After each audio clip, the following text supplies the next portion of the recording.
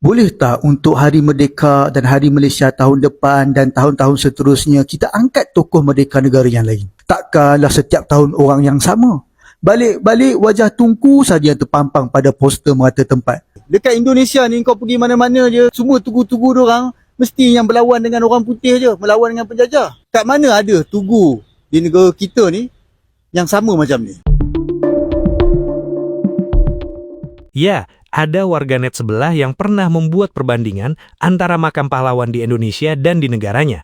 Dan di saat setiap tahun menjelang hari kemerdekaan, di sebelah hanya memunculkan nama ataupun gambar satu pahlawan saja. Sehingga ia pun mempertanyakan apakah tidak ada tokoh-tokoh pahlawan kemerdekaan lainnya. Boleh tak untuk Hari Merdeka dan Hari Malaysia tahun depan dan tahun-tahun seterusnya kita angkat tokoh merdeka negara yang lain?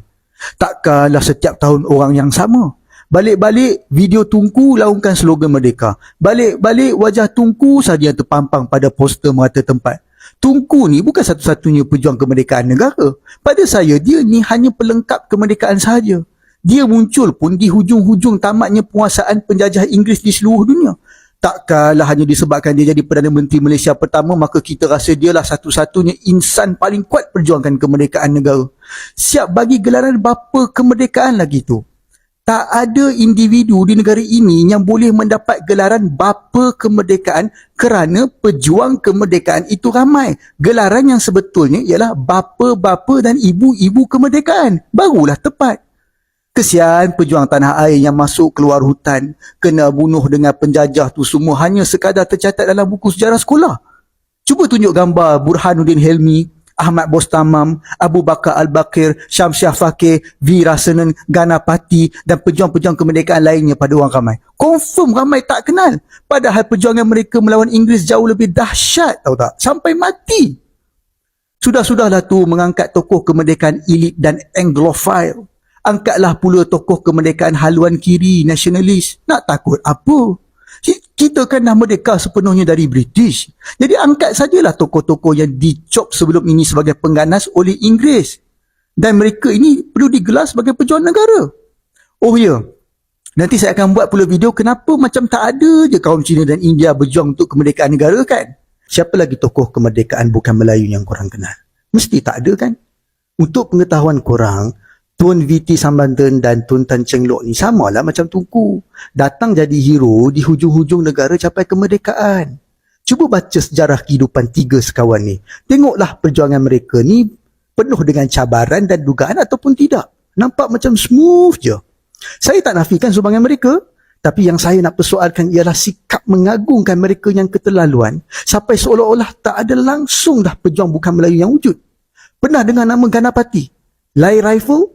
Mesti tak pernah dengar kan? Kalaulah dua orang ni pun kita tak kenal, apatah lagi yang lain. Itu belum lagi pejuang orang asli dan pribumi Sabah dan Sarawak. Entah-entah Rosli Dobi pun ramai tak kenal. Kawan-kawan, sebenarnya ramai sangat tahu kaum Cina dan India yang berjuang untuk kemerdekaan. Dan sangat ramai yang mati. Tapi mereka tidak diiktiraf kerana dicop pengganas oleh Inggeris. Alasan yang selalu kita dengar, kononnya mereka ini bawa ideologi songsang. Tapi pada hakikatnya, Inggeris memang tak boleh terima penentangan ke atas mereka secara bersenjata. Mereka nak yang jenis lemah, lembut, sopan, santun, diplomasi tak kena tempat. Jenis yang kalau kau nak merdeka, kau ikut syarat-syarat yang aku bagi. Okey, itu satu. Ni satu lagi. Pejuang-pejuang Melayu seperti Tok Janggut yang dibunuh, siap digantung lagi tu. Pada awalnya, Inggeris kata dia pengganas. Tapi lepas kita merdeka, pada hari inilah kita sifatkan Tok Janggut pejuang kan? Sebab apa? Sebab dia Melayu dan Muslim. Itu sahaja. Korang kena faham, penentangan terhadap penjajah berlaku dalam pelbagai bentuk. Ada yang angkat senjata, ada yang secara berdiplomasi, bahkan ada yang membawa ideologi berbeza. Tetapi selagi mana dia melawan penjajah, maka dia perlu disifatkan sebagai tokoh dan pejuang negara.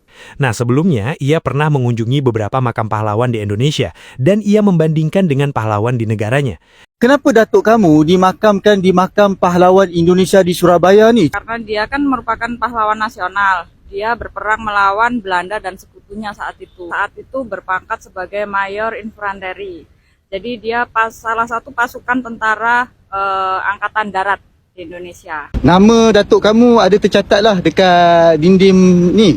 Iya, iya, ada. Semua nama pahlawan tertera di sini. Ada tak dalam kalangan korang yang ibu bapa ataupun datuk, nenek moyang mereka yang turut meninggal dunia dan dimakamkan di makam pahlawan, tak kira lah di Malaysia ataupun di Indonesia? Ini Gubernur Suharjo, Gubernur pertama Jawa Timur tahun 1945. Kenapa dia terlalu istimewa di Surabaya? Kerana dia menolak kedatangan sekutu geng-geng Belanda ni pada 9 November 1945 untuk kembali ke Surabaya. Dan dia ada buat satu pidato yang berapi, yang sampai membangkitkan semangat nasionalisme rakyat Indonesia di Surabaya, dan sejak daripada itulah penentangan terhadap Belanda berterusan sampailah Belanda tewas di Surabaya. Sepatutnya dekat Malaysia pun kita kena ada banyaklah tugu-tugu yang macam ni. Tugu-tugu yang menonjolkan tentera-tentera kita yang berlawan dengan penjajah Inggeris. Ini tidak balik-balik duk angkat geng-geng perang dunia kedua lah. Lepas tu yang tak habis-habis berlawan dengan komunis lah. Angkatlah pula tugu orang kita yang berlawan dengan Mat Saleh. Dekat Indonesia ni kau pergi mana-mana je, semua tugu-tugu diorang mesti yang berlawan dengan orang putih je, melawan dengan penjajah. Kat mana ada tugu di negara kita ni yang sama macam ni? Dan yang menariknya, ada warganet sebelah yang berkomentar dan mengatakan kenapa kita tak macam seperti Indonesia, di mana semua orang yang pernah berjasa bagi negara dijadikan sebagai pahlawan. Nah, dari hal ini kita bisa memperoleh pelajaran bahwa menghargai jasa para pahlawan merupakan sesuatu yang sangat penting, karena mereka-mereka yang telah membawa suatu perubahan pada suatu negara hingga bisa merdeka dalam berbagai cara, entah itu mempertaruhkan nyawa, pemikiran, harta, dan benda demi suatu kemerdekaan. Dan jika ditarik pada konteks Indonesia, ada beberapa gelaran pahlawan yang diberikan kepada orang-orang yang telah berjasa bagi nusa dan bangsa. Misalnya ada pahlawan nasional, merupakan gelar resmi yang diberikan oleh pemerintah Indonesia kepada seseorang yang melakukan tindakan kepahlawanan dan berjasa luar biasa bagi bangsa dan negara.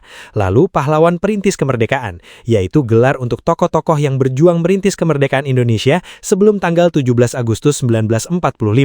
Pahlawan proklamator, yaitu gelar khusus yang disematkan kepada Soekarno dan Muhammad Hatta atas jasa mereka memproklamasikan kemerdekaan Indonesia.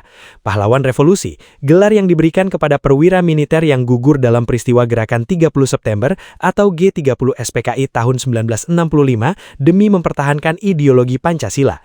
Pahlawan kebangkitan nasional, gelar bagi tokoh-tokoh yang berperan besar membangkitkan kesadaran nasional pada awal pergerakan, seperti pendiri Budi Utomo.